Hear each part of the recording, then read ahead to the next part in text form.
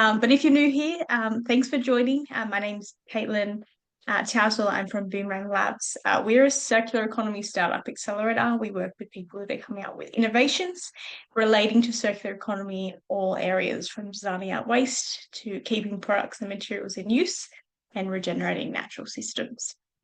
In addition to our capacity building and accelerator programs that we run on a regular basis, we also run an ongoing webinar series, which is really important to us to continue to engage with our broader community and ensure that we're contributing to ongoing education and awareness building relating to circularity. Today, we are talking about the silent green movement, why companies are keeping sustainability a secret.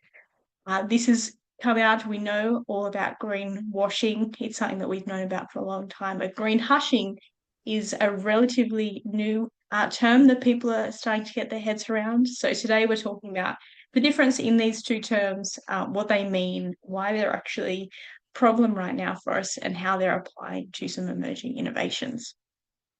Today we'll be joined by Saxon Wright, who's from both Huskee and Pablo and Rusty's, and as well as John Pabon from Fulcrum Strategic Advisors.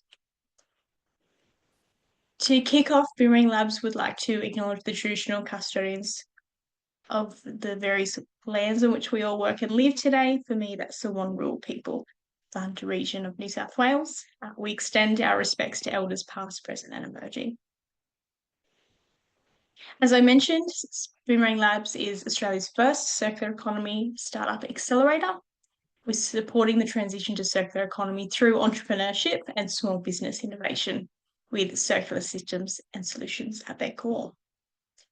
We run a number of programs, as we said here, our core being the accelerator, but also earlier stage programs such as our boot camp and base camp for pre-launch ideation and early stage startups as well. Before we kick on with today's topic, I wanted to introduce to you our next free webinar that's coming up next month, confirmed just this morning and gone live on Humanitics on the 29th of April. We'll be talking about innovations in circular fashion. So Taylor, I can see, has already put that link right on cue in the chat. So if this is a topic that's of interest to you, please feel free to register, and we can see you in late April as well.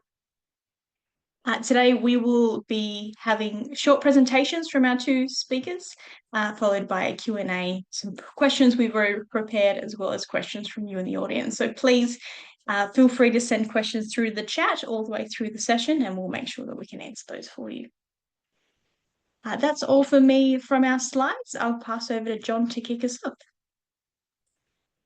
Amazing. Thanks so much. Before I share my screen, I guess I'll introduce myself quickly. Hi, I'm John from Fulcrum Strategic Advisors. I also spend a lot of my time doing writing, so I have a few books under my belt. Sustainability for the Rest of Us, You're No Bullshit, 5-Point Plan for Saving the Planet, and The Great Greenwashing, which is why I'm talking to you all today, how brands, governments, and influencers are lying to us. And shameless plug, while I all help you here, my next book will be coming out a little later this year. It's called Eat the Rich, Exposing the Not So Ethical Behavior of the 1%. But you didn't come here to hear me plug on about myself. I want to talk about greenwashing. And I want to start off by first making sure you all can see my screen.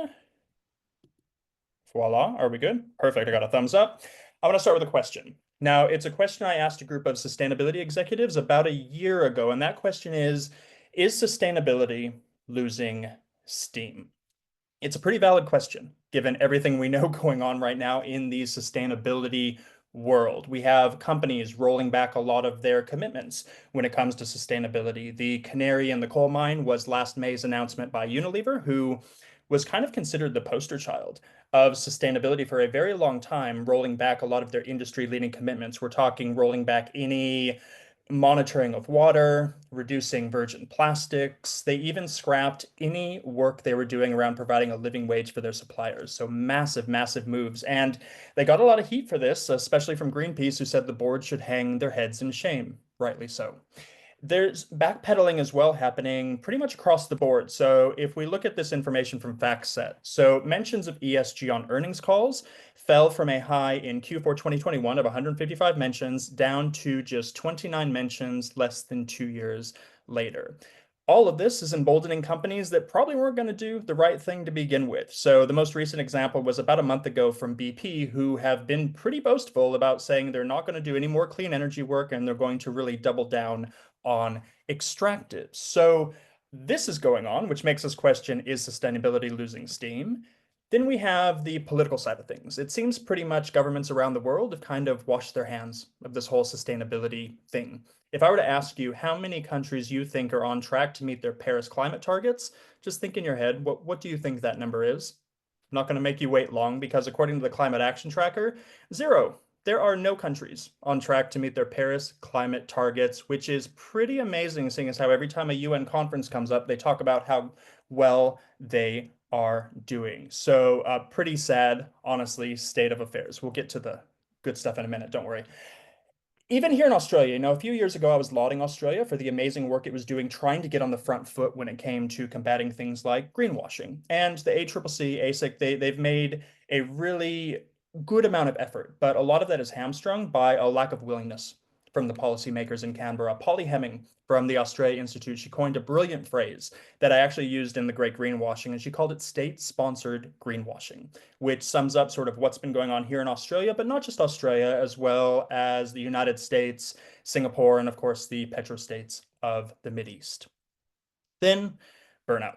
A lot of us, no, most of us are feeling pretty burned out with the work that we're doing. And two recent studies really hammered this point home. So they talked about the growing roles and responsibilities of the sustainability professional, the lack of internal support, which they called the chief anti-sustainability officers, and a lack of resourcing. So according to one, this is from Acre Recruitment, they found that of 2,200 sustainability professionals, one-third were either moderately or very dissatisfied with the amount of resources that they had, and not a single sustainability executive said they had the resources to be successful in their roles. So with all this going on, of course, it looks like we've taken our foot off the gas when it comes to sustainability. But in that conversation I was mentioning at the very beginning that I had with those sustainability executives, what we discovered is that sustainability isn't losing steam. We've developed a really bad communications issue, and that's impacting how people are viewing the work that we're doing, as well as the work that we still need to do. A bit of a quick history lesson. Up until recently, sustainability in the corporate world kind of sat with comms teams and public affairs teams. So they sort of set the agendas and put forward these really big, boastful claims of things that probably weren't realistic to begin with. One of my old colleagues, Alison Taylor from BSR, she said, when Unilever made that announcement, she said, well, why in the world would we ever believe that a company that makes laundry detergent and mayonnaise could save the world? And she's kind of right. So if we look at it strategically and critically today, the Unilever announcement, as an example, was actually the new targets were set by experts versus the marketing and comms team. So if anything, it's not a scaling back of the stuff they're doing, it's actually an alignment with reality of what as a company Unilever could actually achieve. So what's essentially been happening is we are still continuing to do the work. If anything, we're doing more work than ever before spread across an entire organization, which, to use a very overused term, it's now the DNA of a company, which is what we wanted. But because of that, we haven't spent as much time talking about it. And that then leads us to the issues that we're going to talk about this morning, which is greenwashing, but essentially green hushing. So the question becomes, what do we do to quickly change perceptions? And there's a million things we can talk about, but I'm going to kind of limit that within the scope of greenwashing. The first, I say this tongue in cheek, but I'm deadly serious. Ignore your legal teams. I know right now legal teams are petrified about talking on anything related to sustainability, and that is pretty much a byproduct of well-meaning companies getting out and being proud about their accomplishments, but having those claims ripped apart by activists, media, and the regulators. And that's what's essentially led to green hushing. Boiled down, green hushing is when companies would rather keep quiet because they don't want to stoke the ire of those stakeholders versus talking about the stuff that they're doing. And I'm a big proponent of being out and loud and proud about the amazing things that you're doing, as long as you're genuine and you're honest, because that is the only way we're going to change perceptions, but also get other companies to join along and do the right thing and feel empowered to talk about the amazing things that they're doing as well. Now, it's always been a struggle getting companies to do this, but I'll show shortly why it is so absolutely important. The second thing, and I have to pause for a minute because this is actually a product. If anybody hasn't seen this, this is not, I didn't make this up. I didn't put this in Canva and create it. This was from Innisfree, which is a Korean cosmetics company. They very publicly had this paper bottle, apparently, that inside was actually a plastic bottle. So no, that's not made up. That's pretty obvious example of greenwashing. But to overcome this comms problem, to understand what it is you can communicate, you have to understand what greenwashing really is and what it isn't. So just briefly, greenwashing can really show up in basically one of three ways. So the first is green speak. That's the stock standard marketing. It's the use of jargon and fluffy language. And it's the use of semiotics, which is just a fancy market research term for using visuals and colors to denote meaning. So the best example of this is the green package, right? You make a package green, everyone assumes it's sustainable, which is not always the case. Greenwashing can also show up through misdirection. So that is a company using lots of data to try to confuse you or providing statistics that have no basis or meaning. A lot of times a company will say they're really good at what they do, they're best in class, but they forget to tell you that their whole industry is really bad, so they're just the best of a bad bunch. So essentially look at this picture of cute kids on our sustainability report. Don't look at the child labor we have in Mozambique. So misdirection. And finally, and this is something that is not talked about nearly as much as it should be, particularly in the Australian context, is what is called blue washing. And I don't want to confuse you with a bunch of washings, there's plenty of those, but this one's particularly important. So even though we call this greenwashing, greenwashing isn't exclusively claims around the environment. So blue washing is when you make really bad claims, but it has to do with social issues. So you overclaim your support for a particular issue or a cause. Kendall Jenner got into trouble with Pepsi a few years ago. An advertisement that they put up had her essentially solving systemic police brutality and racism in the US by offering a cup of soda. And people really didn't take kindly to that. The ad was pulled within 24 hours. Bud Light had the same thing happen with their use of Dylan Mulvaney, the trans activist, a few years ago as well. So the reason I bring this up, particularly in the Australian context, is because rightly so, Australia is so forward on a lot of social issues that you need to be really careful whether you're making a claim or you're reading a claim, particularly about anything that relates to Indigenous welfare, women's rights, or the rights of any marginalized communities. So be careful of greenwashing. Now, that's how greenwashing shows up. What is not greenwashing? This is something we don't talk about enough. So greenwashing is not when you talk about the journey that your company is on. Greenwashing is not when you talk about the barriers to success or the struggles that you're having. It's not talking about the mistakes that you've made. If anything, that openness and honesty and transparency is the stuff that stakeholders are demanding from companies. So remember that not everything counts as greenwashing. And finally, be radical. I'm a massive proponent of 100% absolute transparency in everything that business does. And I know that's a big ask.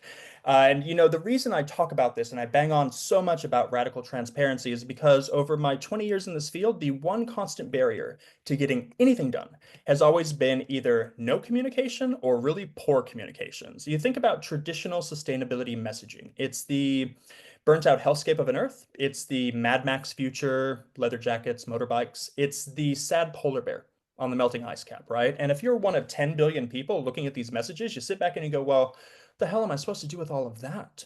And so that's why I really talk about communications having to be so much better, more strategic, engaging the right stakeholders at the right time, at the right place. Otherwise, we're just not going to encourage people to make change. But that's a different conversation for a very different day. Happy to bring that up at another time because I instead want to talk about this guy. This is Mike Cannon-Brookes. Mike Cannon-Brookes, Australian, one of the richest people in the world, also the founder of software platform Atlassian. Atlassian's considered kind of the sustainability darling of today, especially now that Unilever's dropped the ball in a lot of ways. Atlassian sort of picked that up. A few weeks ago, no, maybe it was about 2 months ago, sorry.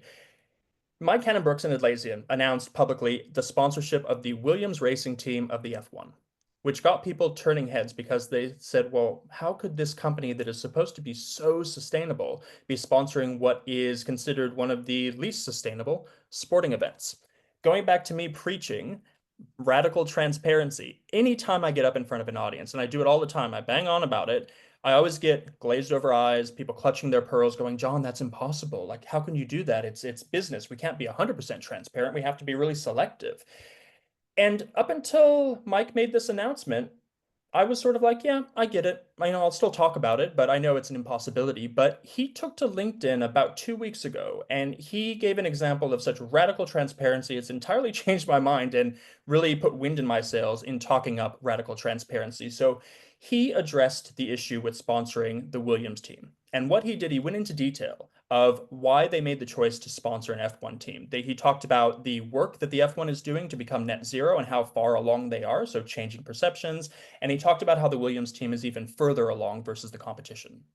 Then he went a step further and talked about stuff nobody asked him to, which included his private jet, which I didn't know he had. But private jets, for anybody who doesn't know, they're a big no-no in the sustainability world. So he talked about why he has a private jet, the rationale behind it, but also that he's working with private jet companies to actually create sort of the next generation of sustainable flying, to the point that by this time next year, his private jet will be a net negative on the environment. And then, of course, he used that post to talk about Atlassian's journey, the things that they did, as well as the performance to date.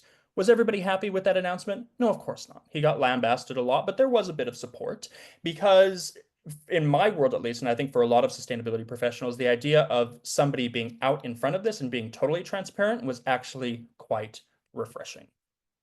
I'm going to stop talking, but before I do, I want to just hammer home a few points for you to take away with yourselves. So the first, be out and loud and proud about all the stuff you're doing. Don't be scared to talk about your sustainability journey, even the mistakes that you've made, because we need more companies to do things like this.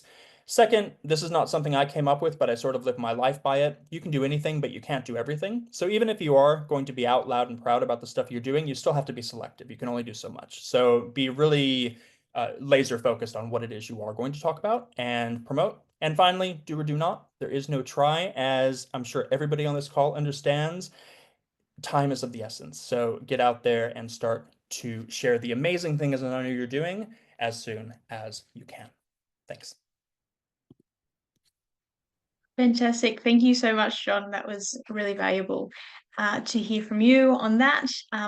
People, please, everyone in the webinar today, please remember we will be taking questions on John's presentation and Saxon. So share some questions in the chat and we can get to them there. I know I've got plenty of questions, but I don't want to hog Q&A.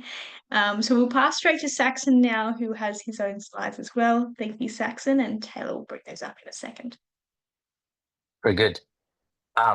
Thanks, Caitlin. Hey, everybody. It's great to have everyone as part of this. Thanks, John. Found that very enlightening. It's really good to hear a perspective on it that just clarifies and kind of brings hope, I guess, to the whole, where things are at sustainably in business. I thought today I'd just share, I guess, two examples just through my own experience of running businesses. And I guess my journey has gone across two different arcs. The first one being Pablo and Rusty's. So I'll speak to that first and just dive into what that's looked like over the years that we've been operating, and then I'll jump across to Huskee, which is a newer business, which I'm still CEO of and driving forward. And I'll give a bit of color as to what that looks like and what we're doing. But for Pablo and Rusty's, it's a business that's been going since 2003. So it's an older business now. It feels like it's been around for ages. And, it's an interesting business that was really born with just out of a passion for coffee and serving people and hospitality.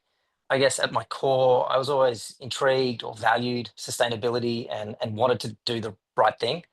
Back then, I don't know that I really knew what that was. But over time, you think about, well, how can we do things better? How can we improve on packaging? How could we improve on the coffees that we buy or how we operate or so on? I was part of the Better Business Partnership for its early years that was on the North Shore, which was a program to support businesses become more sustainable.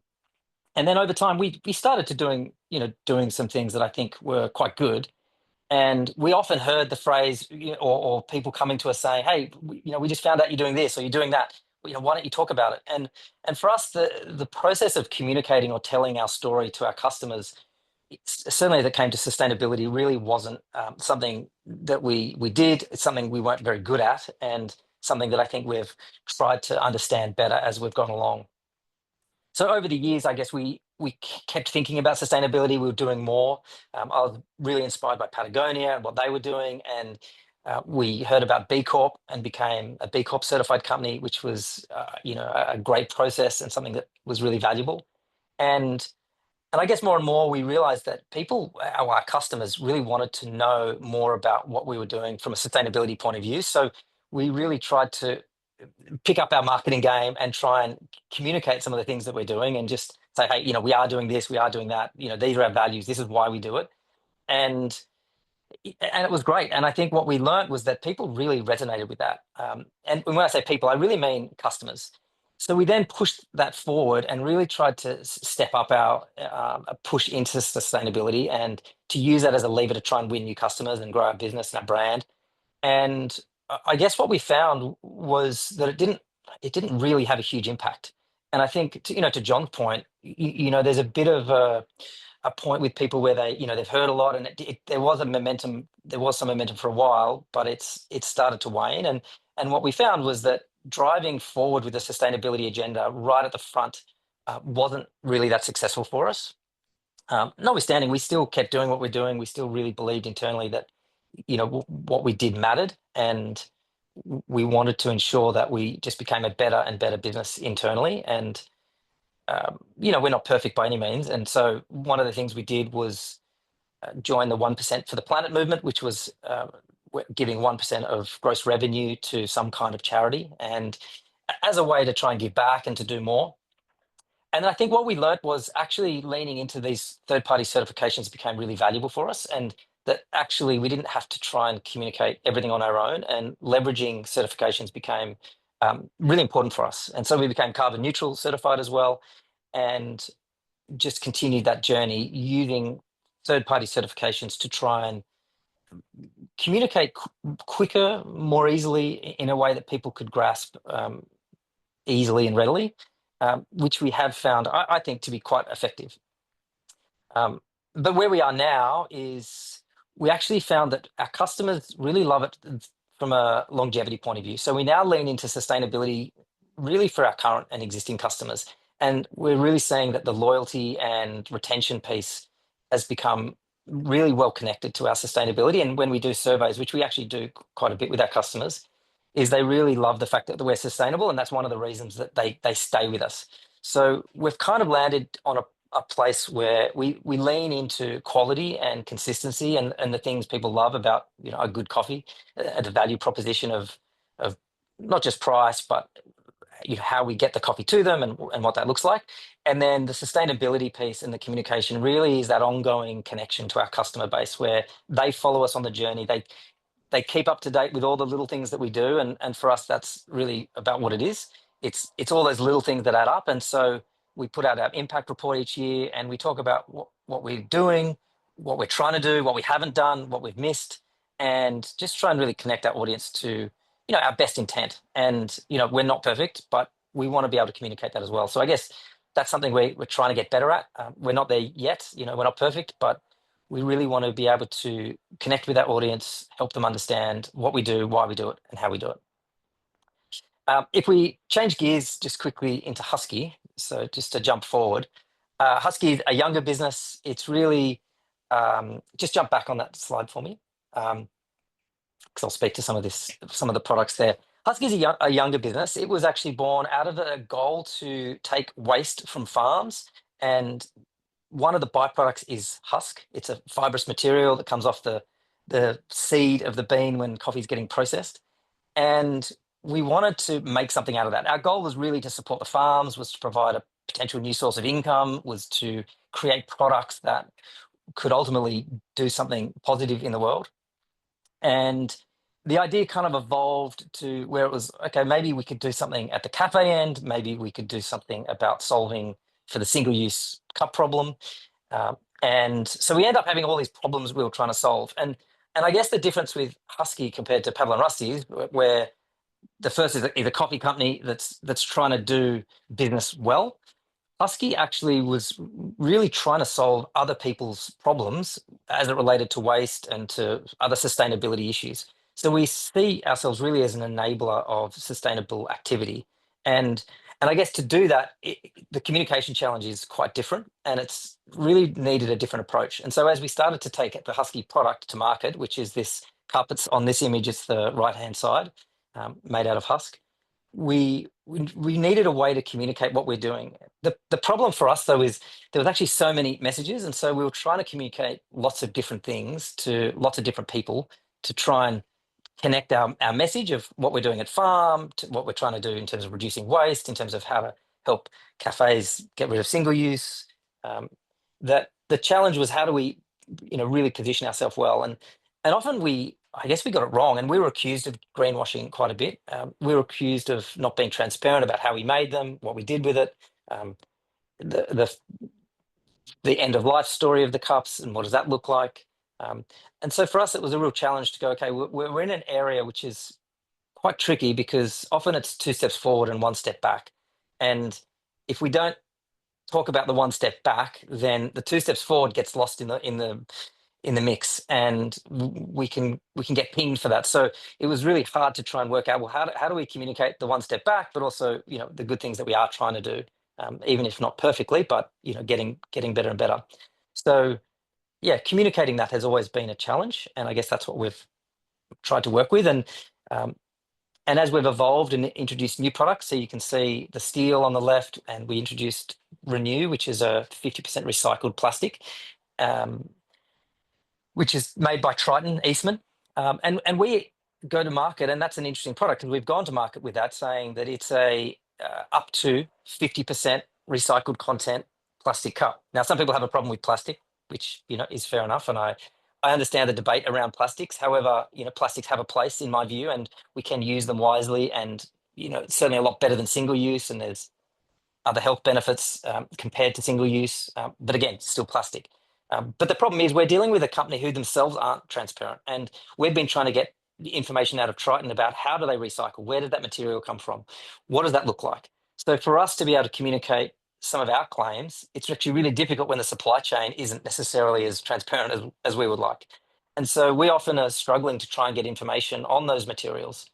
Same with our steel cups. We use 91% recycled steel, which is great, and it's a great marketing pitch, and it's a great story. But it's actually really hard to find and trace back where that source material comes from, and how is that certified, and what does that look like, and what are the other impacts of that, and what are the emissions for making that steel. So in trying to move forward, we also just really acknowledge that there's actually all of these challenges that require a whole supply chain to come together and talk openly about what that product looks like. So trying to present that to the market, trying to be open and talk is not always easy. And I guess, we want to be transparent with the information that we can get. And we are trying to work out how do we communicate that with our stakeholders. And we've just launched a new citywide or council-wide borrow program that we're rolling out now, which includes a wash hub and reverse logistics, and this whole program to try and eliminate single use at scale. But we're using a PP-based cup, where we've got vans on the road. They're electric vans, which I guess is a good thing. But it's still got its challenges, and we still don't have all the data we need to communicate clearly about what the impact is, or what that looks like in comparison to. There are life cycle analysis that we'll be doing over time, but we're still trying to get all that information. And so I guess in reality, it's difficult. And as a small business, we don't have endless resources, and we don't have everything we need to be able to communicate easily. But we want to be able to, I think what John positioned really well is how do you have that radical transparency? How do you put that out there?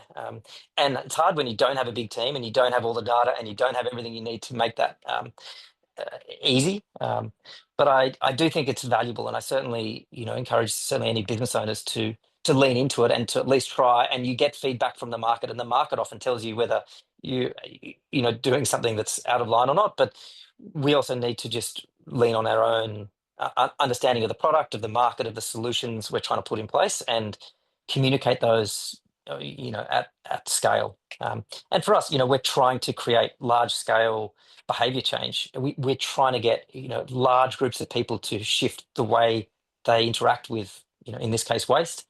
and to think differently about what they do. So the amount of marketing and the convincing we need to do is really important, but it's also a challenge to do it at scale. And it's difficult because sustainability is not necessarily everyone's priority. People are budget constrained, people are time constrained. They're looking for the lowest possible resistance when they're doing anything, moving through their day, and certainly getting a coffee, they don't want any resistance. So trying to build systems, trying to build messaging, and trying to bring people on a journey of understanding of how we can, at large, really go to produce the kind of results that we want, in a broader society.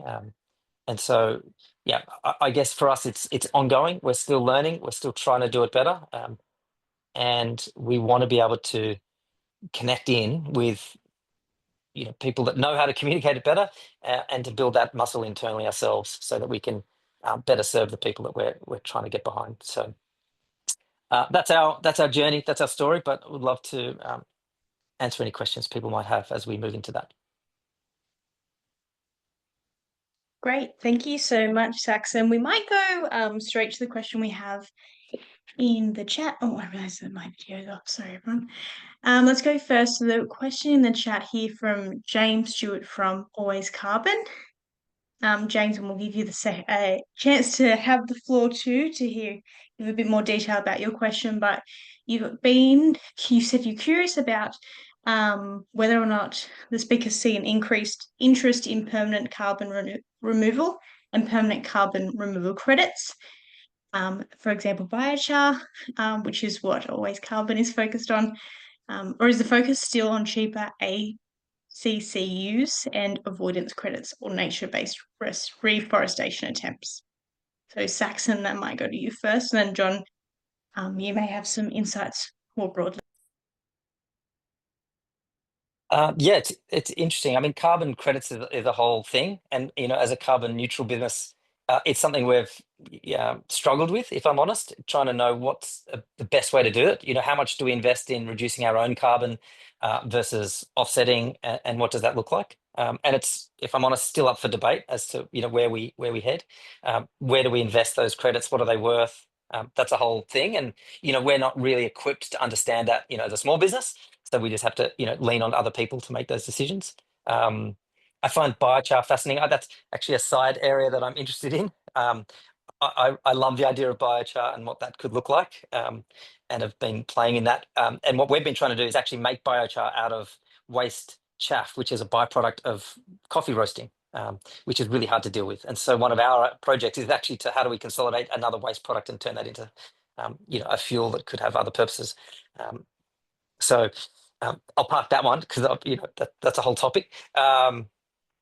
But yeah, the carbon space and what we're trying to do, at least at a farm level, and I mean, I would just say coffee is really sensitive to climate change and deforestation and those issues. So something we're really leaning into is just how do we stop deforestation, and so how do we participate with that, and maybe that's an area we might look to instead of just pure carbon credits. But it's up for debate, I guess. Right, Yeah, and I thanks, think if Saxon. we sort of pan out globally as well, it really depends on the geography, the industry, sort of the evolution of the individual business.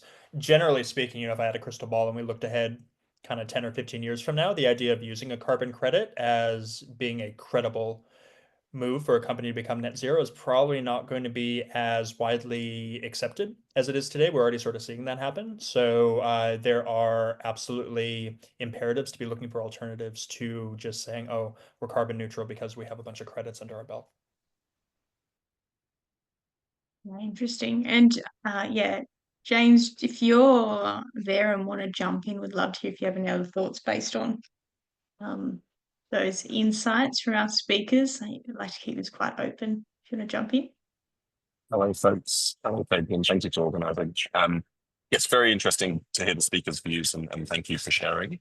And I don't want to take this miles off course, but we are actively doing work specifically on coffee and coffee grounds and coffee processing upstream, with various methods. So after the fact, I have to talk something about that kind of stuff. The carbon credit one is super interesting. I'm just interested to understand people's thoughts and perspectives on those. The active processes are very strong in Australia and very well regarded, I think. And we are generally doing the strictest and most difficult, which is the accuse. Almost always. There are some other types of credits we do for other purposes, like tapping orphan gas wells in North America. So we're under the ACR for that one. So there's lots of different types of credits for lots of different purposes. And I was just intrigued to sort of understand that perception, because we were also aware that nature-based carbon avoidance programs and nature-based carbon removal has been very heavily brought within the press. There have been issues in some cases with fraud and for follow through. And meanwhile, we're working at the other end of the spectrum, which is that the kind of credits we issue are very expensive, but they are very, very, very cool. So they are voluntary engineered carbon removals. And it's basically direct air capture, biochar, or a few other different types like enhanced rough weathering, of which most of it is biochar globally at the moment. So very, very different type of customer that would go for that and would pay for that. And yeah, that this sense of who is buying those and why. We basically got people lined up that want to buy permanent carbon removal credits to fund that work globally, but not so common in Australia, which is interesting, even though some of the projects are here. So in Oz, it's sort of active, and outside of Oz, very, very strong demand for permanent carbon removals. So just was intrigued to sort of have our speakers give us their perspective. So thank you for that. Great. Thanks, James.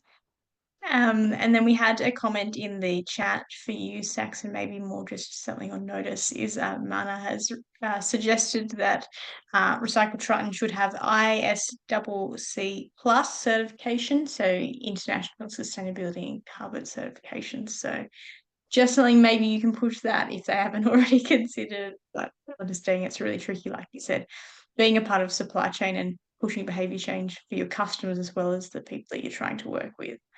So yeah, great suggestion. Thank you from the chat there.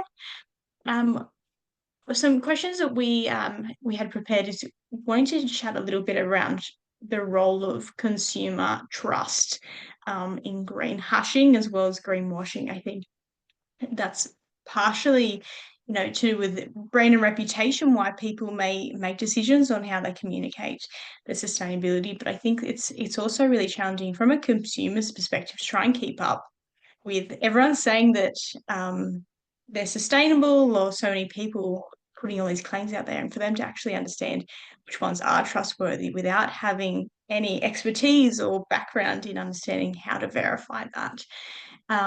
So that's, I guess, my perspective in terms of greenwashing, and the fact that once consumers realise that they've been tricked, can also lead to a lot of hesitation from many consumers to reduce their involvement with sustainable brands, saying, none of them are actually sustainable, they're not really doing anything green, a lot of hesitation. So I'm keen, and I'll go to you first, John, how that is similar or different in terms of greenhushing.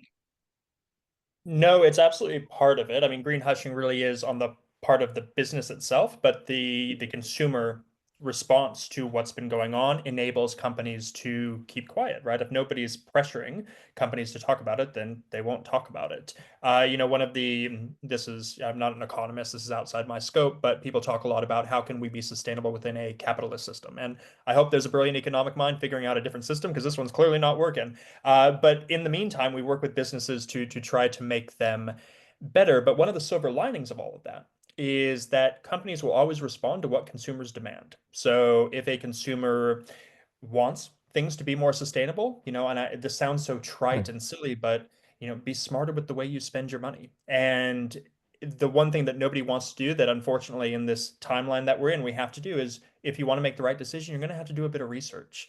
You're going to have to pull out your phone when you go to the store, and I don't want to do that. And I care. I can't imagine for the people who don't want to do that and don't care. So I get it, but that's sort of where we are right now.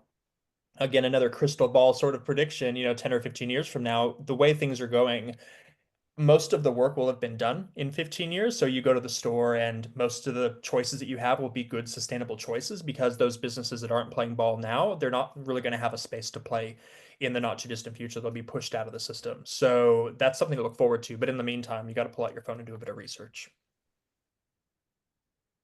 Any thoughts on that, Saxon? How do you agree with the crystal ball? Oh, yeah. I mean, I think it's interesting. I mean, the copy space is quite unique where, a lot, if not all companies, to a greater or lesser degree, talk about their sustainability credentials. Um, and so it's actually really hard to stand out when, every company is sustainable in a given space. And so that's why we really lent on certifications and other ways to solidify our position to say, well, we actually have a more holistic and a really thorough framework. We're not just doing one or two things, and speak those up. And I'm not accusing any other business of greenwashing per se, but it's just really hard to stand out if that's a really core value. And it's like, no, we really care. It's like, well, how do we present that and go to market with that? So it's different for a different reason, standing out in a crowded market. But again, I totally agree with that comment. I think people need to, vote with their wallet. They've got to find those, but we're just finding the product and everything else has to stack up too. You can't just be sustainability led. It has to be part of a broader value proposition. But I do think it's critical to have a long-term resilient business. It has to be integrated into what you do. And so, yeah, that's definitely, part of it. And I think businesses are missing out. And there's good economics too, right? I mean, there's it just makes good sense a lot of the time. It's not always, a lot of the decisions we've made are just because it's the right business decision, economically as well as ethically or otherwise or environmentally. So, Okay, great, thank you. James has asked a question in the chat too around compulsory reporting and what the effect that's had on you. So yeah, Saxon, what does compulsory reporting look like for your organisations that you're involved with? If they not yet a priority just yet, or is it something that will come up soon? Look, it's not really a priority only because we're not big enough. Having said that, Huskee was sold to Biopack last year, so we're part of the Biopack group, and that is a larger entity, and so we are falling under some of their guidelines for compulsory reporting. So we are actually starting to do that. We do have certain mandates that we need to fulfill, which is interesting, and it's an interesting journey being part of that as a broader group as well, where they're trying to transition, into reuse a lot more aggressively, which is fantastic. So it's actually great to be part of that. And yeah, there are certainly some reporting things that need to go on, but it's pretty minor in the scheme of things at the moment. However, I'm hoping that things change, and I think there should be, as EPR rules come into place and other things, producers do need to be accountable and responsible for the products that they make and bring to market.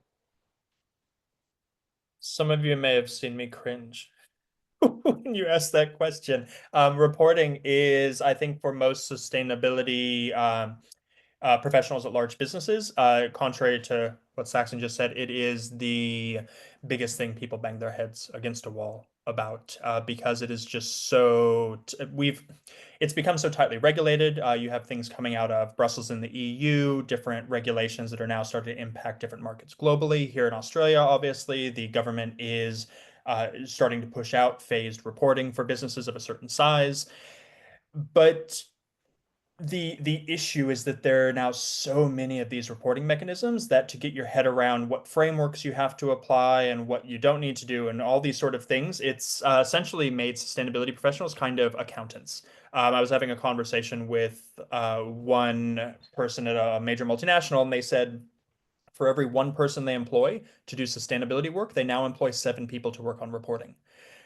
So we have become accountants, and here in the Australian context, if you're a business of a certain size, then that will eventually hit you as well. But I think the issue is that, or the question, I suppose, is what are you doing with that report? Are you using it to tick the box and just because you're being told to, or are you actually using it for what it's meant to be, which is an engagement exercise? You're supposed to produce these things to have your own benchmarks of your business so you can improve on things. And that doesn't matter what size of business you are. You can use a report for that perspective, but also to engage your stakeholders. Obviously, don't create a 500-page report that nobody's going to read, but you can use these things to actually support the business in a positive way versus just employing a bunch of people to tick a box, which is the opposite direction of where we need to be going with this stuff.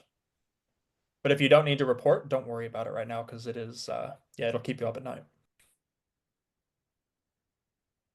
Yeah, interesting. Thank you. And John, I guess to continue with that thought with you is, where are you seeing so many of the organizations and clients you work with? Which are they the ones that are eager? Are they stressing? Are they, where do they fit into this narrative around reporting and an interest in collecting data? I don't think many of them are jumping at the opportunity to create reports. I'll say that they would rather certainly be doing the work, the impactful work. And I know I just said that reporting can be impactful, but there's a million other things that are also on our list that can also be impactful. So they don't just want to be devoting all their time to that. But that isn't to say, as I mentioned before, that reporting doesn't have a place to push radical transparency, communications, stakeholder engagement, because it absolutely does. It just needs to be done in the right way. Yeah, interesting. Thank you. Great. I think a lot of the questions that we had, that I had, have been really comprehensively answered in your presentation. So thank you for putting so much effort into those. I guess perhaps something that I'd like to maybe as a little bit of a round off as we come towards the end of this webinar is, if brands are to take something away from here about how they can authentically communicate their impact without being scared that they're going to receive backlash for it or it's going to bite them later, what's that takeaway for them? What would you suggest as a bit of positivity perhaps, and a bit of guidance in navigating that? Well, I'll jump in. I would say people need to do more first. It's great to report, but it's better to report when you're actually doing better. So, in my mind, like, companies ultimately need to do more. If I look across the board, the landscape of businesses out there, we're just not doing enough. Like, all businesses take, at some level, we're extractive, we're taking resource, we're pulling things out. So, step one is actually doing something positive and impactful and meaningful. I get it. The reporting is there and you've got to communicate, but if you're not doing anything to communicate on, maybe your question should actually be, what are we doing? As a first step, and really think about that and find people that could help you do that. And it can be simple, it can be small, but it needs to be something, So I'm a believer that business needs to give back at some level, and it needs to invest heavily in this space. So for what it's worth, I just think businesses need to do more, and then talk about it. I mean, then get out there and find ways to share what you're doing, and you should have lots to say regularly if you're doing lots regularly. So it shouldn't really be that hard to communicate, at the front end and at face value. So, I just think get out there and do more, and then talk about it openly, transparently, and my journey is that it doesn't have to be perfect, but it's one step forward, and you just keep moving forward, recognizing when you don't get it right, but try and do it better and find people that can help you get it better, through suppliers or otherwise. So anyway, I just think it's good to push on, and we need to ultimately, as a business community, do better. And I'll coach off of that. So I think it really is quite a simple thing. And the simple thing to remember is that consumers, stakeholders, whoever your audience is, as a business leader, they don't expect your business to be perfect. No one is under the illusion that a business is perfect, that the corporate world is perfect. For some reason, executives seem to think that people think their businesses are perfect. No, nobody's under that illusion at all. They don't expect you to be perfect. They just don't want you to lie. It's as simple as that. Just don't lie to people. Like, I don't know why we've complicated this so much and created all these different terms and processes and just stop lying to consumers. It's as simple as that. Yeah, I think that's a really good way of putting it. You both put out some great quotes for us to promote this recording on social media. Thank you in that last answer. I find that really interesting. And I hadn't thought of that perspective. I think sometimes we also forget that companies are just a collection of individuals, and you wouldn't expect an individual to be perfect. So therefore we need to expect some human error and, uh, lack of perfection as well. So thank you. That's really helpful. We have another question in the chat here from Guy. Guy, I will read this out, but if you'd like to come off mute and give some more insight, very much welcome you to do so. You've said that You would say that ASSB S2 is more aimed to be compliance reporting. Concerns is the impact it has on voluntary reporting beyond what is mandated. Will companies focus on compliance reporting and step back from other sustainability stories and objectives? We've seen a pause/bump in DEI commitments. John, I'm seeing lots of nodding. Do you want to jump in there? Yeah, absolutely. So I think the default, unfortunately, we're going to see in the short term is because of what's happening in the United States. We're going to see people sort of taking a back step from being too overly communicative, particularly in reporting. So it will become sort of that ticking box exercise. And I think particularly here in Australia, because it is relatively new for a lot of domestic companies to be reporting, there's going to be a few missteps. So they're going to want to take quite a measured approach to getting it right the first few times out of the gate. Before they go the next step and start really storytelling in a more transparent, open, and communicative way. Right, thank you, John. Any last responses from you too, Saxon? No requirement if you don't have anything to add. Oh, nothing specifically on that one, I don't think. No worries. Okay, great. Well, if that's all the questions we have, we're all but at time anyway, so I think this is a good time to wrap up. Thank you again, Saxon and John, for joining and speaking today, and thank you to our audience for tuning in. Taylor will be sending through the recording in a follow-up email to go out this week, so please keep an eye out for that. I can see more comments coming through the chat, but we will wrap up there, and please feel free. I'll be on this Zoom for another couple of minutes. Happy to chat with anyone that has any other thoughts, but thank you again, and we'll see you at hopefully our webinar in April. Thanks, everyone.